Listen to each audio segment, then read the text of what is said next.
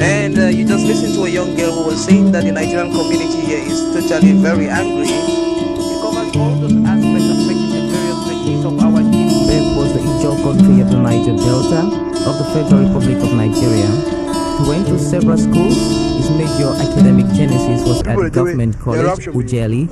And go gather, destroy their food. With the camp and that other camp, some go camp. You don't compensate everybody. In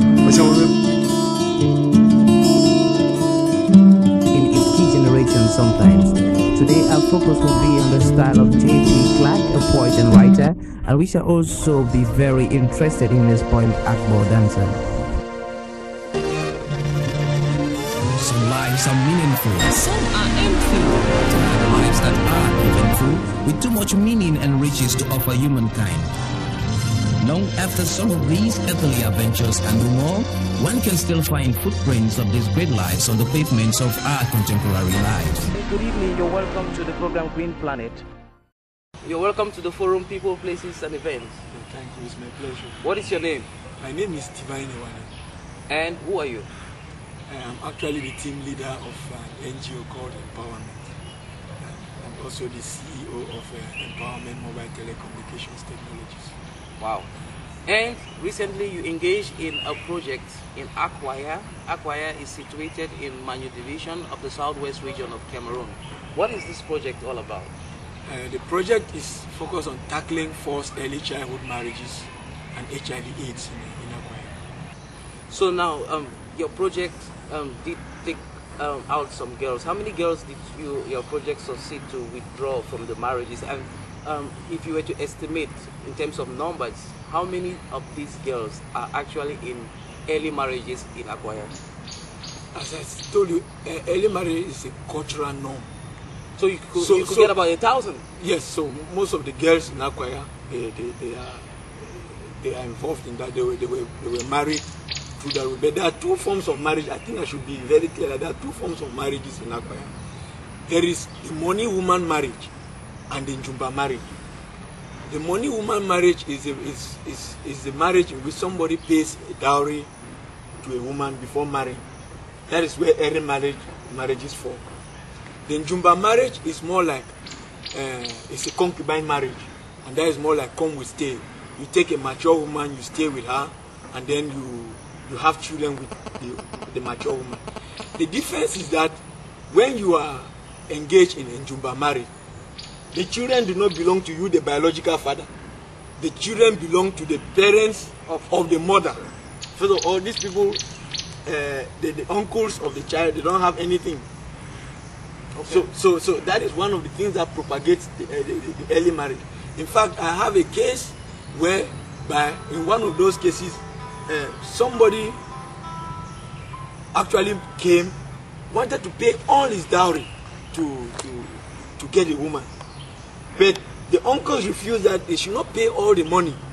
That at least when he too has a daughter, he must give them one of those daughters to send to marriage.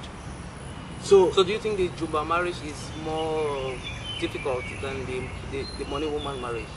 No, I'm saying that the Njumba marriage is part of a cycle that propagates this bad culture. Because in the Njumba marriage, let me say, produces what I can say free radicals. It produces girls who do not fall under the responsibility of the biological father. They fall under the responsibility of the uncles and grand uncles. These grand uncles will protect their own daughters and send those girls for early marriages. Okay. It produces boys who cannot claim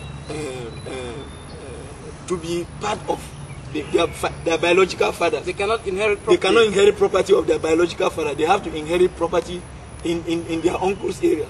But when they go to their uncle's area, their uncles also have other boys. So these children they are just there like that. And if there is a problem, like there was an intertribal war in Akwaya, you now find many young people like that who are ready to fight. In fact, when I was there, I counted more than 600 young people armed who were involved in that intertribal war between the Olitis and the Ivos. So the Njumba marriage is actually a culture that is It's propagating tribal war and it's propagating early marriages. So your project, you're calling on the international community to replicate this project in Akwaya or in other parts of Cameroon? In Akwaya, in fact, the issue is not only in Akwaya. In Manfe Diocese, it's found in 3 other parishes: Akwaya, Mbeme, Fonjumeto in Lobialem, Mbeme in Manfe Diocese, and Mbeta in Kupem Manunguba in Beta Parish. So, and definitely there are variants in other parts of the Southwest Province, and particularly in the north of Cameroon. In fact, statistics have shown that for Cameroonian girls aged 25 and above, 47% of them married before the age of 18. So early marriages is a big problem that is in the Cameroonian side, and the worst thing is that it is not being realized as a problem by human rights activists. Mr. Iwane, Yes, your logo is very interesting. How can you describe it? Yes. Actually, the logo, our logo... Empowerment? Yes, our logo tells all about our vision. It tells the story of photosynthesis. I see the light and yes, you see this is sunlight coming from below, interacts with several factors to produce chlorophyll, and chlorophyll in turn interacts with other factors to produce carbohydrate and oxygen. Carbohydrate is the food for many plants, while oxygen is an energizer. So in short, the logo tells our mission in terms of wealth creation and consolidation.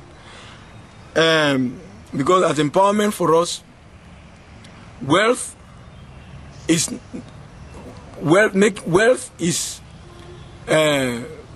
for us is an objective, and making money is a result.